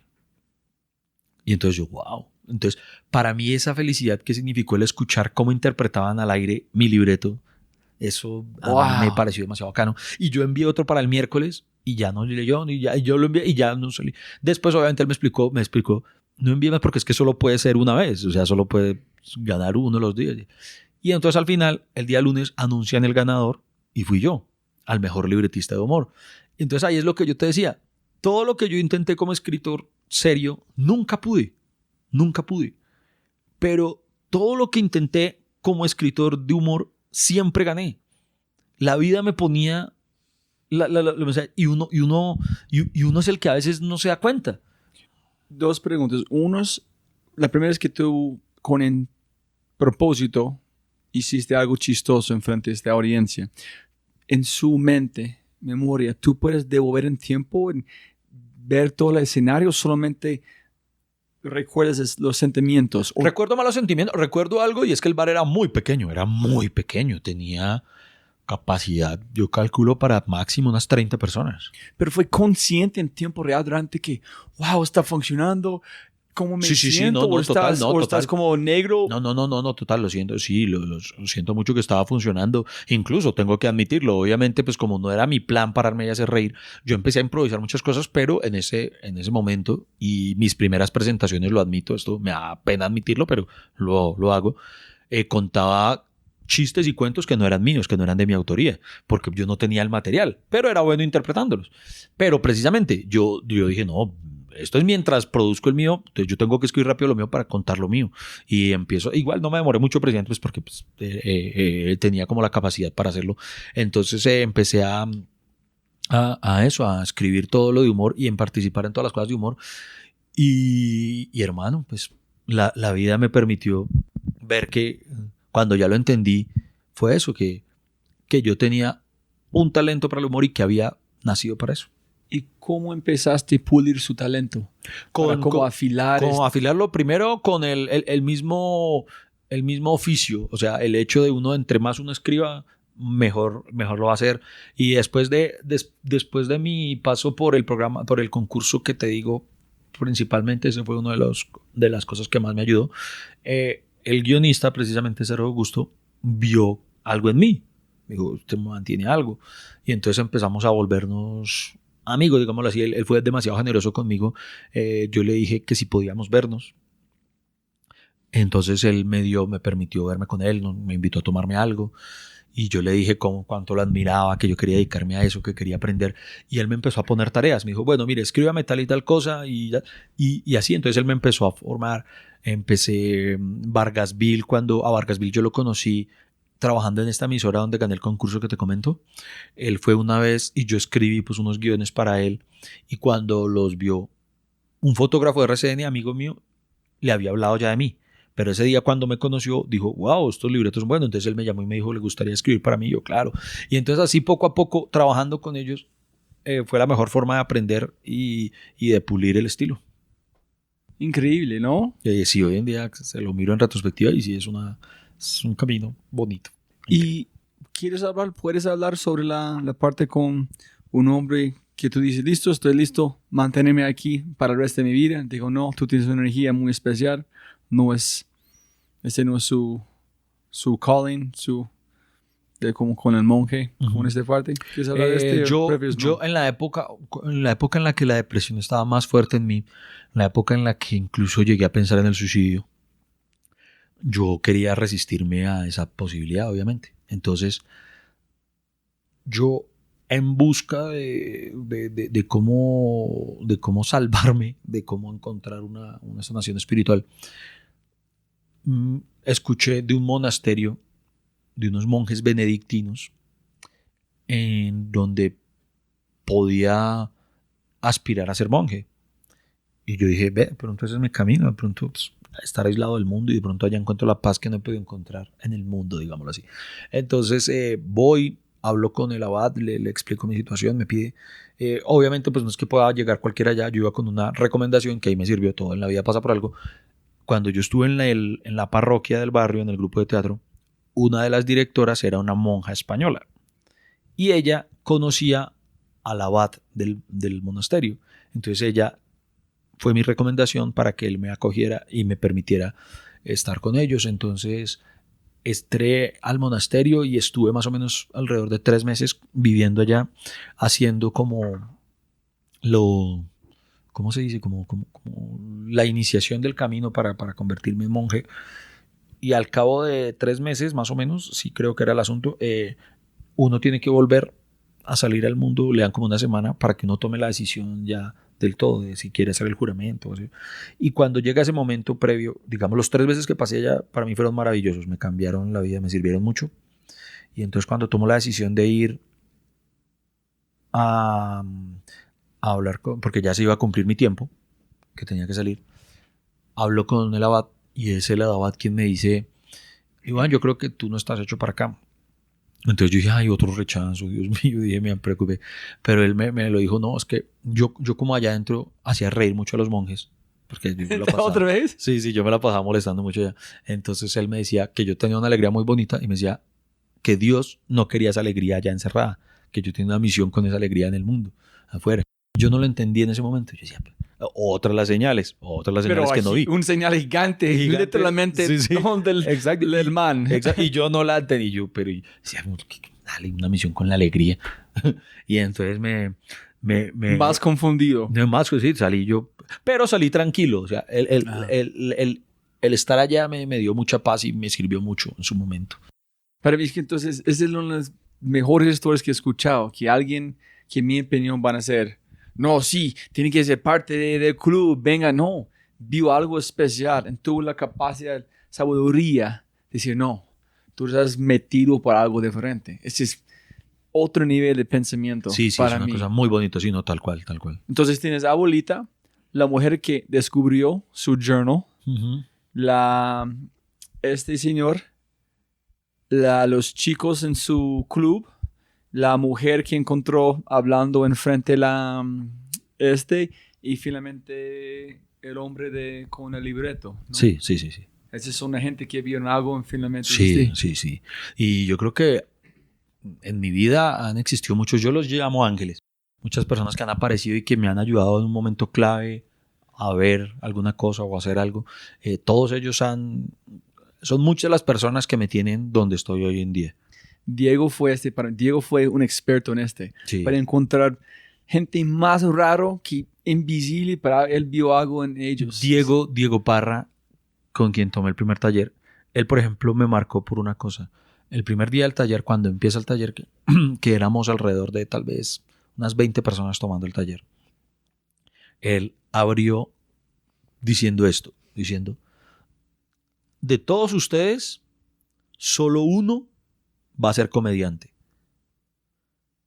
Esa frase para mí fue un reto. Yo dije, voy a ser yo, puta. O sea, yo miré a todos como, yo soy él está hablando desde mí, Y eso fue como un propósito que me puse cuando empecé el taller con él. Y bueno, hoy en día creo que le cumplimos a Diego. Sí, sin duda. Y él habló siempre de Jerry Seinfeld. Sí. Pero yo nunca metí en este mundo. Me gusta la comedia, me gusta como comediantes, pero nunca estudio este mundo. Y después de mucho tiempo, finalmente vi como la documental de Jerry Seinfeld, después de salir hablando qué significa ser comediante, cuánto tiempo escribiendo, exponerse en frente a un público que es juzgando, hijo de puchi, yo entiendo todo. Sí. Es qué nivel de como narcisismo en un sentido de es que yo doy talleres. Es igual, es como, yo quiero enseñar algo y la gente va a juzgar. Tú no sabes nada. Sí, total, sí. Es como entrar a la oficina de alguien como que tú no sabes nada. Dice, oye, tú eres terrible en su trabajo. Sí, gracias. Sí. En donde me voy con Iván, es ¿cuánto tiempo demoras vos para armar material? ¿Cuánto tiempo como duras para encontrar material nuevo? ¿Cómo es tu proceso creativo para hacer sus mi cosas? Proceso creativo, partamos de que mi proceso creativo es constante. Yo todo el tiempo estoy creando y sobre todo, por ejemplo, en la actualidad me puse a mí mismo una obligatoriedad creativa, y es que yo en mis shows, yo siempre, cuando uno tiene un show exitoso, digámoslo así, uno entra en una zona de confort y es, ya tengo el show. Ya no necesito matarme pensando un chiste, porque ya tengo el show que ya sé que funciona. Yo sé que cada vez que me pare y que voy a decir esto, se van a reír. Entonces ya uno descansa, es un alivio. No te lo digo, uno tener un show ya maduro es un descanso. Pero entonces precisamente uno inconscientemente entra en una zona de confort en la que el cerebro se vuelve perezoso porque ya no trabaja más durante el tiempo que uno presenta ese show, que puede ser años. Me ocurrió a mí, por ejemplo. Durante muchos años estuve sin escribir nada, porque tenía el show, bueno, no nada, pero mermé muchísimo. Entonces, en la actualidad, siempre los primeros minutos de mi show los destino a presentar material nuevo. ¿Los primeros? Los primeros. No a la mitad. No a la mitad. Entonces, si es mierda, tú arrancas como mierda. Exactamente. ¿Pero por qué allá no al final, no a la mitad? Porque como no se sabe cómo va a salir, puede que salga muy mal. Entonces, lo que siempre les suele quedar a las personas más en la cabeza es cómo terminó algo. Entonces, si eso al principio no me sale bien, después ya, porque me puede no salir tan chévere, después ya tengo todo un show que sí está bueno, que sí está probado, para que a la gente se le olvide que esos primeros minutos fueron una mierda. Entonces ya la gente se le olvida. ¿Ve? Es cierto que sí, al principio hizo algo, pero ya, si lo hiciera al final y no sale bien, así haya hecho un muy buen show, la gente se va a ir con esa sensación del final de, uy, pero esto acabó como raro, ¿no?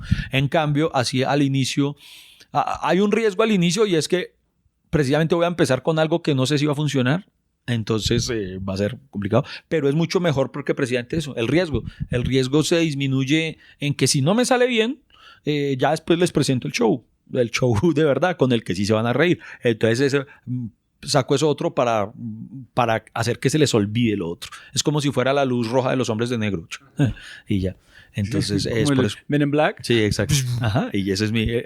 entonces todo el tiempo estoy pensando creativamente. Ya, porque ya me lo puse como reto. Entonces, por ejemplo, en mi canal, yo con mi canal de YouTube no tengo ninguna aspiración de soy consciente de que uno no va a tener los followers que tienen hoy en día los youtubers, instagramers, pero lo tengo sobre todo por mí. Bueno, tengo un nicho de seguidores que les gusta, y segundo, para mí, esa es mi forma de obligarme a mí a todos los días tengo que construir algo. Exacto, tengo que tener una rutina nueva sí o sí.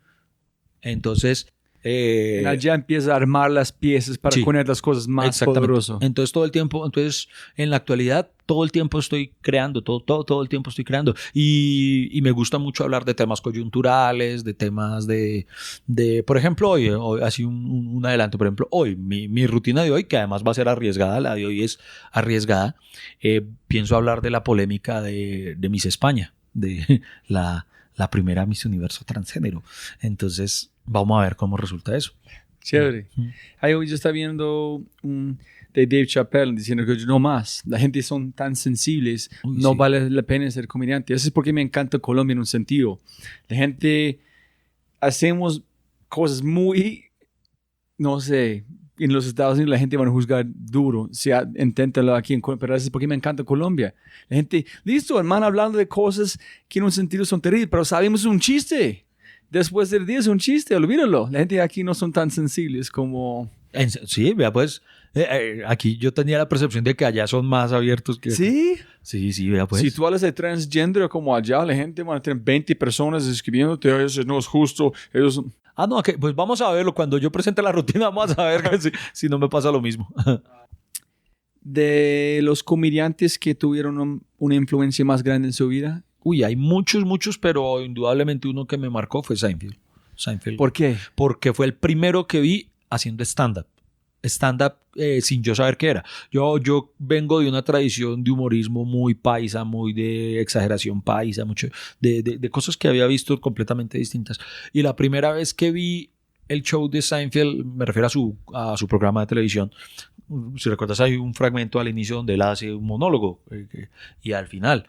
Entonces la primera vez que vi eso, yo dije, wow, no sabía que eso se llamaba stand-up, no sabía de qué estábamos hablando, no sabía nada, pero era un género de humor que yo no conocía. Yo dije, de inmediato asocié, esto es distinto a lo que yo conozco.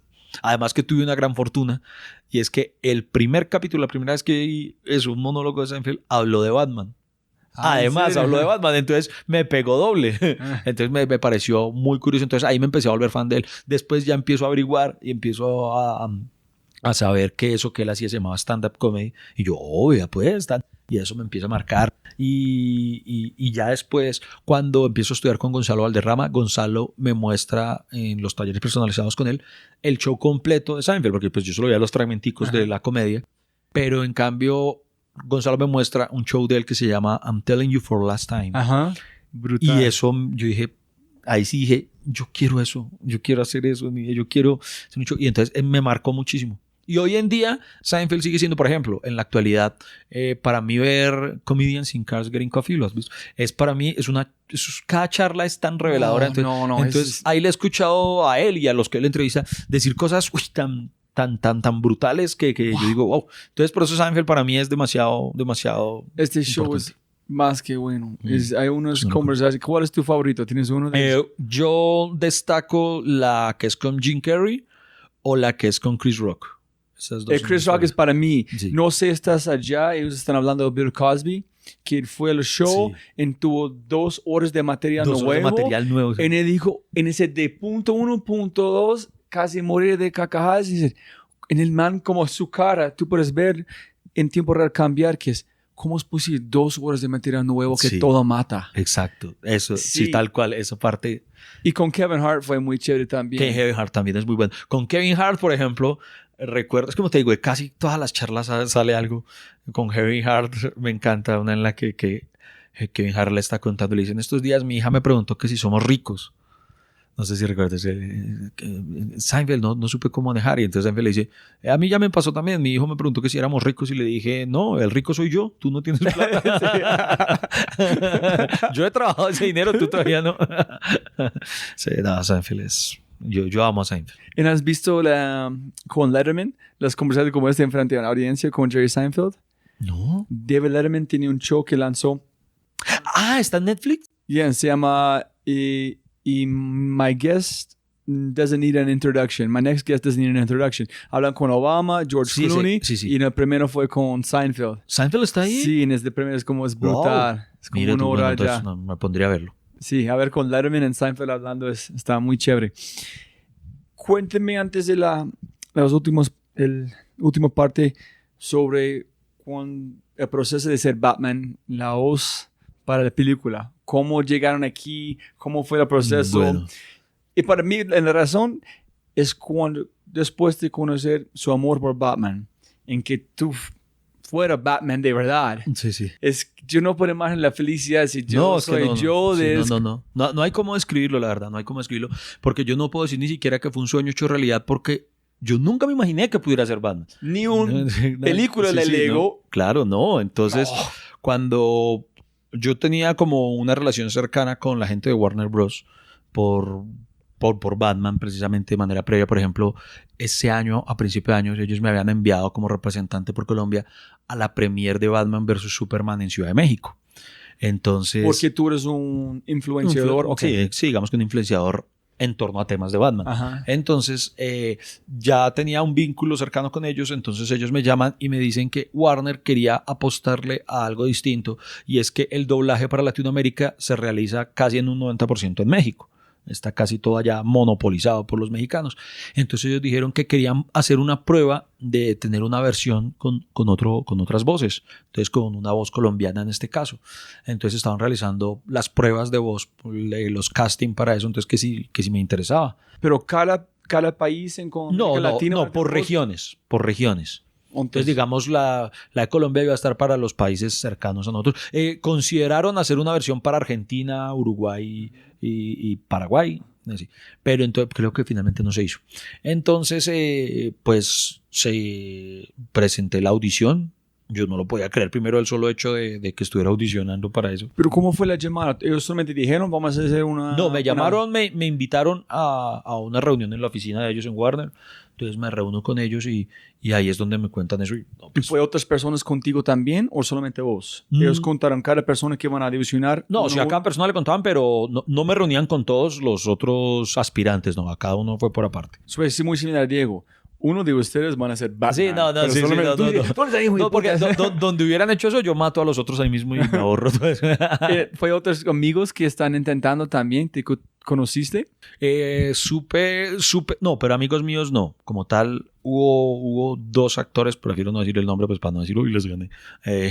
Pero sí supe de un par de personas que... Ok. ¿Tú ya tuviste su voz de Batman bien armado antes de este o no? No, yo no lo había probado. Entonces a partir de ese momento fue que me puse a experimentar, a hacer. Yo hacía pruebas de voz en mi casa. Yo me grababa y me decía, no, ahí suena muy rudo. Y esto es Lego Batman, es más amigable. Y fue mucho estrés. Fue una semana de mucho estrés. Les necesito más detalles. Entonces, fuiste allá y dijeron, vamos a hacer como una audición. Entonces, ¿después qué pasó? La audición consistía en me enviaban el tráiler original, el tráiler norteamericano, y yo tenía que ver esas líneas que decía el personaje y decirlas a mi manera, ¿sí? Entonces eso fue lo que hice, preparar la audición tuve no mucho tiempo, como 3 días en la casa, ensayo horror, después iba a un estudio acá en Bogotá, se grababa acá y si eso se enviaba a Los Ángeles. ¿Tuviste a Voice Bunny o no? ¿Otro estudio? No, okay. no recuerdo. Y estabas nervioso pensando... Mucho. ¿Has visto Lego antes de... Sí, claro. Sí. ¿Disfrutaste? Sí. Lego, claro, no. Lego, yo era súper fanático. Doble estrella. Súper fanático, sí. Además porque se juntaban las dos cosas que me gustaban, porque es Lego y humor. O sea, Batman y humor. Porque y es para un Batman, familia. Es un Batman gracioso. Entonces, no, eso fue loco. Y me estresé como no me estresaba en mucho tiempo porque... Yo aprendí a entender en este negocio que uno pierde los castings por muchas razones, ¿sí? No necesariamente porque uno no lo hizo bien. Ajá. Entonces yo ya soy muy relajado al respecto. Pero cuando enfrento este casting sí yo dije, no lo puedo perder ni por el... Yo decía, maldita sea, donde lo pierda no soy capaz de volver a mirarme al espejo a mí mismo. Yo no sé. O sea, ¿Y Nicolás Juliette sabía que tú estás intentando ser... No sé, yo le dije a mi esposa, no quiero que sepan, yo le dije, porque si no gano la audición, no quiero que se enteren nunca. Para mí... ser un padre, imagina que yo puedo ir a mis hijas y decir, hijas, yo soy Batman. Sí, es ¡Qué del putas! No hay qué muy más bonita. lindo en el mundo. Es muy bonito. A mí me pasó ese año cuando le celebramos el cumpleaños a mi hija Julieta en el colegio. Llego a la fiesta y ella me sacó aparte y me dijo, y me dice así como en susurro, toda cómplice, me dice, papi, ¿les puedo decir a mis amigos que tú eres Batman? Entonces, nada, eso fue Muy Wow. bonito, eso paga Ok, muchas cosas. entonces, hice la decisión, enviaste. ¿Quién envió? ¿Cómo? Lo envía, ellos mismos, los del estudio, lo envían. Y ellos pasaba como una semana más o menos mientras analizaban allá qué voz iban a escoger. Entonces una semana eterna, cada vez que sonaba el teléfono, yo decía, Dios mío, son ellos, son ellos. Y no, el día que se No es una llamada, no es un email No, o no, un es una WhatsApp. llamada, es una llamada. Y la recibió mi esposa es mi representante. Entonces mi esposa recibe la llamada y yo la escucho. Es de él. Yo empecé a gritar, yo como loco en la casa y nos abrazamos y todo. Y se lo conté cuando llegó mi hijo del colegio. Le dije, creo que es la primera vez que mi hijo me abraza con orgullo por algo que yo hago del trabajo. Entonces fue muy bonito, fue demasiado bonito. Ah, y además había un estrés adicional. Primero había una cláusula de confidencialidad, nadie podía saberlo hasta que ellos me dieran la autorización. Y además nosotros viajábamos a hacer la película, a hacer el doblaje en Ciudad de México. Uno hacía el doblaje y le pagaban. Pero aún existía la última posibilidad de que a última hora decidieran, por X o Y motivo, no usar la voz. Así ya me hubieran pagado y todo. Hacer todo las líneas, pasar por toda la película, pero no vamos a usar, quedamos con el mexicano. Exacto, podía ocurrir. Y yo, ay, entonces la grabé toda y después el sufrimiento de esperar que dijeran, listo, Iván, vamos. ¿Y escuchaste la voz del mexicano o no? Lo escuché en el tráiler, no he visto la película en la versión del mexicano, Okay. no la he visto. ¿Y Guasón y todo también? ¿O solamente ellos van a quitar toda la versión colombiana y reemplazar por mexicano? ¿O solamente unos caracteres? No, solamente dos, solamente Batman y Joker, que lo hace Alejandro Reaño, no más. Entonces tú fuiste a México con Alejandro. Sí, y además, estando allá en México, además fue muy gracioso, Alejandro originalmente iba a ser Robin. Y cuando llega allá tomaron la decisión de, no, sabes que mejor sea el Guasón porque la dinámica entre el Guasón y Batman es más chistosa. Y entonces le cambiaron allá el personaje a él. Fue muy divertido eso. Entonces, ¿toda la película fue colombianos o solamente ustedes dos? Solo nosotros dos. Todos los Entonces, demás Robin son- fue un mexicano. Sí, es mexicano. Y cuéntame sobre, ¿tú has hecho ser un actor de voz antes o no? Yo había hecho, pues de por sí, pues yo ya había hecho muchas radionovelas en radio. Entonces, escribiéndolas, y ahí yo recordé cosas, un recuerdo evocándolo de mi infancia. Yo cuando era niño, yo hacía radionovelas en mi casa de manera arcaica con una grabadora de cassette y todo, y yo mismo le metía los efectos de sonido y toda la cosa. Entonces, digamos que siempre estuvo eso para mí, y también es muy curioso, yo ya había hecho un par de cosas de animación, de voces de animación, para una película que finalmente no se pudo, que no la pudieron terminar de producir, entonces se quedó ahí guardada, pero ya había hecho una cosita por ahí. ¿Y cómo fue el proceso? ¿Tú estás allá con Alejo, en este otro chico, Robin, mirando la Sí, película en tiempo real? a nosotros nos ponen la pantalla y uno va viendo de manera simultánea lo que está pasando y le envían el guión. Además del guión, a mí me permitían, yo creo que eso fue el diferencial que me permitió quedarme con el papel, y es que necesitaban que uno le imprimiera algo de uno. Algo, o sea, no limitarse solamente a leer el guión que le daban, porque el guión es hecho, la traducción es hecha por mexicanos. Entonces tienen transformar al estilo colombiano. Exacto. En ese sentido. Entonces yo era muy propositivo en chistes y todo, entonces eso les encantó, obviamente. Entonces yo creo que eso fue lo que me ayudó a quedar. Entonces uno tenía guión, tenía todas las herramientas, ver la imagen, tener el guión, y también escuchaba la versión norteamericana, uno escuchaba las voces en inglés también, entonces uno tenía todos los ¿Y qué agua tomas? ¿Con gas, sin No, gas? yo sin gas, no, me gusta sin gas y al clima. ¿En cuánto pasan por cuánto tiempo antes de hacer un retake? ¿Cuántos? Nosotros allá me enteré que para Alejandro y para mí fue como extraño el descubrir que para los mexicanos quedaron sorprendidos porque según ellos nosotros lo hicimos muy rápido todo. Nosotros grabamos la película en 4 días y a ellos les toma por lo general 15 por lo menos. Entonces decía que era impresionante. Y Alejandro y yo pues se nos hacía raro. Nosotros, ¿en serio? ¿Por qué tanto? Nosotros... No sé, a nosotros no nos pareció tan... ¿Es porque su energía entre Alejo o No sé. otra cosa que quiero saber es muy común con ustedes en su grupo? Actores, cuenteros, comediantes, hacen un montón de cosas diferentes. En los Estados Unidos, tú eres un comediante con aspiración llegar a un actor o otra cosa. Es mucho más complicado ser un comediante pero ya actúa. Ellos no hacen un montón de cosas diferentes. Yo no sé. Yo no sé si es basado en su amplitud de Yo creo que... herramientas o No. es similar en México también. No, yo creo que eso es muy de nosotros los colombianos por una razón fundamental y es la necesidad. Sí, no es igual en México, es diferente. No sé, no mentiras, sabes que ahí sí no sabría decirte esa parte. Como es claro que igual ahora están utilizando mucho el ampliar el rango de personajes que buscan, por ejemplo, para las voces de animación, porque también no lo puedo negar, también buscan mucho hoy en día que haya gente influenciadora para que ayude a mover las taquillas de las películas. Y cuando finalmente fuiste a la película la primera vez con su familia, eso ¿cómo fue? Fue demasiado emocionante porque obviamente yo no había visto la película finalizada.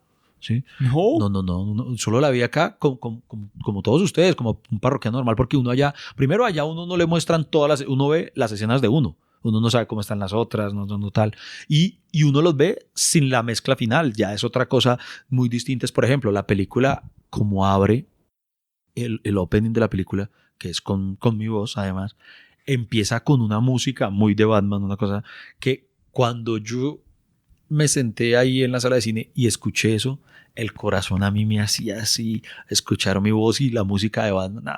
Es que no hay cómo describir. No, así, No hay cómo pero es como yo quiero vivirlo contigo por un momento. Es que solamente por imagen, wow. Sí, no hay cómo, no hay cómo. Mi imagen es Batman, es como humor, es Lego, es su familia, es con un amigo hiciste, su voz. Es surreal, es surreal. Bomba nuclear de cosa tan especial, ¿no? Sí, no, es muy bonito, muy bonito. Wow, listo. Llegando a la última parte. ¿Cuál es, de todo lo que tú haces, qué es tu parte favorito? Hacer monólogos de stand-up. Estar frente. Es lo que más disfruto por una razón Escribir, enfrente, contar. No, estar enfrente porque es la parte donde o sea, la escritura yo me la gozo mucho, pero obviamente la interpretación tiene un factor adicional y es que ya es socializar la idea. Entonces, cuando estás escribiéndola es la angustia de tengo que ver cómo resuelvo este chiste, esta idea, pero ya es el descanso de lo liberé, ya lo liberé. Es como la finalización de esto. Y sobre todo, lo más importante es que es la razón por la que me gusta, es que es inmediato. O sea, a diferencia de cuando tú grabas una película, tú tienes que esperar meses para verla, para saber cómo quedó, para tal. En cambio, aquí es inmediato. Aquí tú te paraste, lo dijiste, ya sabes si funcionó o no. Ya lo sabes. En cambio, con una película tienes que esperar meses a que la editen, preguntarle. Por ejemplo, en estos días, la película que tenemos en enero, le pregunté al director, venga, ¿cómo está quedando? Y él me dijo, muy bien, ayer tuvimos el primer corte. Uno no sabe hasta que no le... En cambio, el stand-up ya lo sabes ahí mismo. No hay que esperar nada. Y hablando de presión, etcétera, ¿cómo manejas esta parte? ¿Todavía es parte de su vida? ¿Y cómo manejas la parte de rechazo? Con la gente... El rechazo hoy en día ya lo aprendí a asimilar muy bien. La verdad, hoy en día a mí el rechazo no me atormenta. No me atormenta. Obviamente hay cosas que uno dijera, me habría gustado poder hacerla, pero ya entiendo que si no pasa nada. Siempre, y sobre todo porque hoy en día hay muchos otros caminos para llegar a algo. ¿Fue un proceso de llegar a ese entendimiento? Sí, total.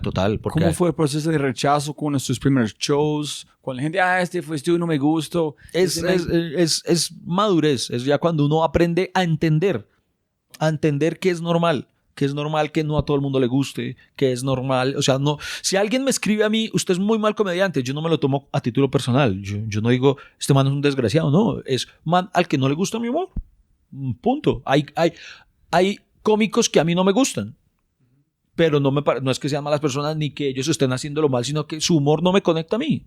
Entonces, así como yo no soy mala persona porque no me guste tal comediante, esa persona a la que no le gusta mi humor tampoco es que sea una mala persona ni me está atacando, está manifestando que no le gusta mi humor, que no sepa que lo expresa, porque yo sí nunca le voy a escribir a alguien, no me gusta lo que usted hace, no, pero pues si eso lo desahoga, pues bueno, hágalo.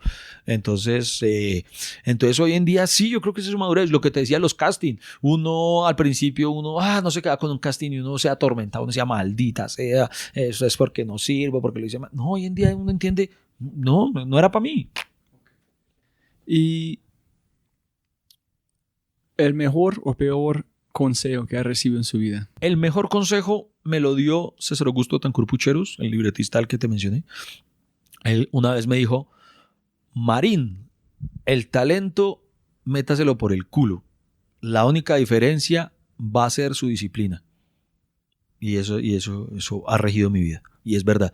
Yo he conocido mucha gente talentosa que no tiene nada de disciplina, no ha podido hacer nada. Sí, no sé quién dijo como en inglés es there's nothing more common than a talented person without work. No, bueno, sí, más o menos, tal cual. Que nadie, sí, talento no significa nada, es disciplina de horas y horas y horas de como rechazo y rechazo. Tal cual. Y disfrutar el rechazo. Sí, sí. Punto.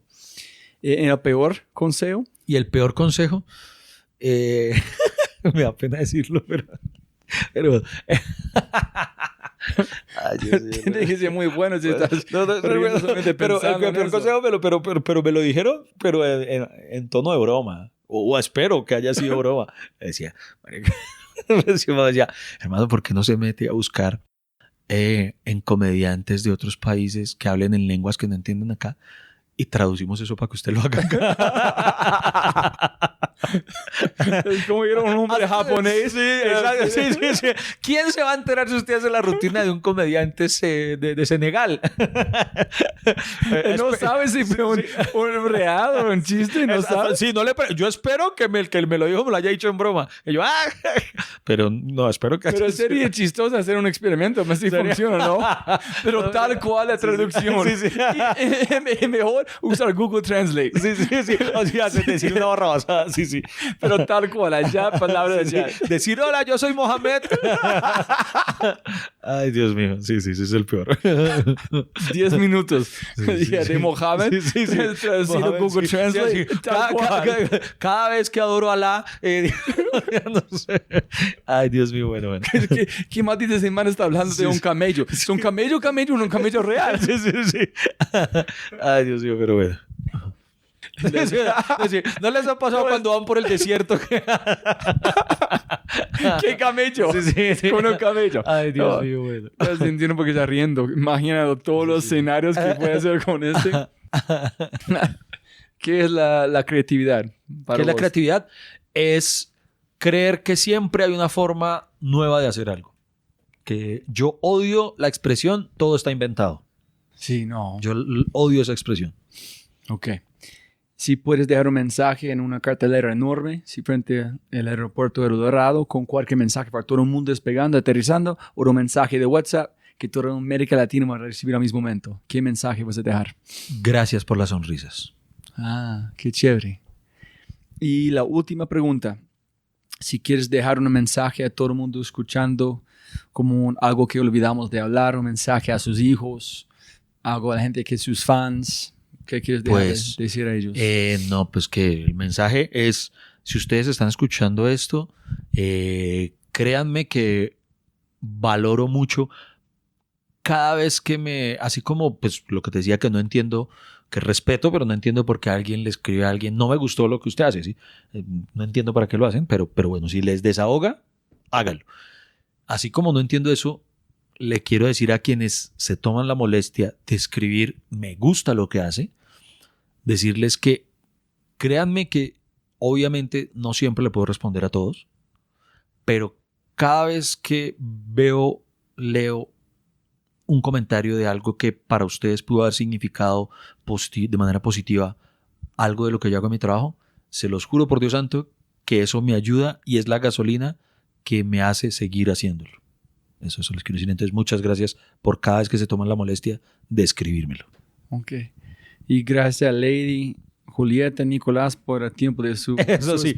Ya voy para la casa. No, muchísimas gracias de ver en cómo arrancamos. Siempre mucho más plata, no más tiempo. Qué historia tan divino. Gracias por contarlo. Muchas gracias. Un abrazo para todos.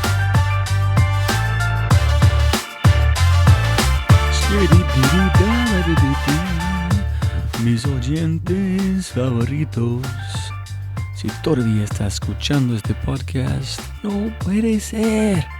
Mil gracias como siempre.